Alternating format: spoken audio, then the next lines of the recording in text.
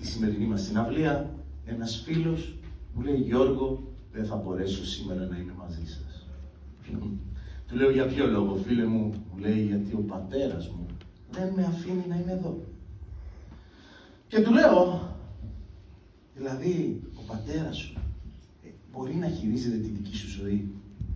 Ξέρετε, οι άνθρωποι, όταν αποκτούμε μια ιδιότητα στους άλλους ανθρώπους, αρχίζουμε πολλές φορές και γινόμαστε εκτιτικοί απέναντί τους. Και αρχίζει το συγκεκριμένο μοτίβο. Είσαι η γυναίκα μου. Είσαι ο άντρας μου. Είσαι το παιδί μου. Αυτό το μου που κάποτε το ακούγαμε μόνο από τις αγελάδες, τώρα το ακούμε και από τους ανθρώπους.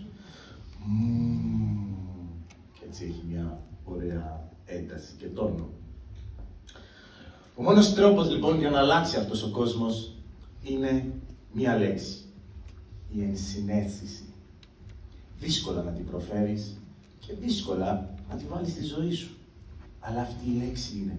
Που τι σημαίνει ακριβώς? Σημαίνει ότι πρέπει να καταλάβεις τον άλλον, παρόλο που εσύ μπορεί να μην συμφωνείς, παρόλο που εσύ μπορεί να τα βλέπεις πολύ διαφορετικά τα πράγματα, ότι αυτός ο άνθρωπος θέλει να ντύνεται με αυτόν τον τρόπο, να κινείται με αυτόν τον τρόπο, να συμπεριφέρεται με αυτόν τον τρόπο, εκτός και αν αυτό σε ενοχλεί εσένα.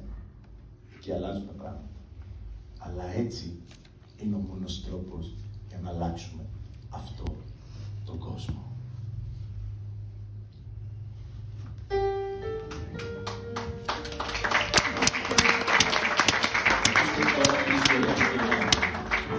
Ενός νεαρού πρίγκιπα της Ανατολής, από